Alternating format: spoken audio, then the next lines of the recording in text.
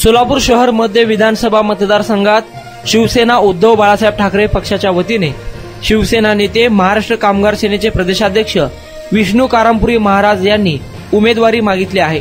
मुंबईतील मातोश्री बंगला येथे उद्धव ठाकरे यांना शहर मध्येची उमेदवारी मिळावी अशी मागणी त्यांनी केली आहे। सध्या सोलापूर शहर मध्य विधानसभा मतदारसंघात उमेदवारीसाठी महाविकास आघाडीकडून सर्वच पक्षाचे इच्छुकांची रस्सीखेच सुरू आहे। अशात जुने शिवसैनिक, निष्ठावान शिवसैनिक, ठाकरे कुटुंबियांसोबत व बीडी कामगारांच्या न्याय हक्कासाठी लढणारे माँसाहेब गृहनिर्माण संस्थेचे संस्थापक विष्णू कारंपुरी महाराज यांनी देखील इच्छा व्यक्त केली असून उद्धव ठाकरे यांच्याकडे शहर मध्येची तिकीट मागणी केली आहे। विष्णू कारंपुरी महाराज रक्षाबंधनानिमित्त मुंबईतील मातोश्रीवर गेले होते। रक्षाबंधन कार्यक्रम संपल्यानंतर त्यांनी उद्धव ठाकरे यांना शहर मध्यमधून तिकीट द्यावी अशी विनंती केली आहे।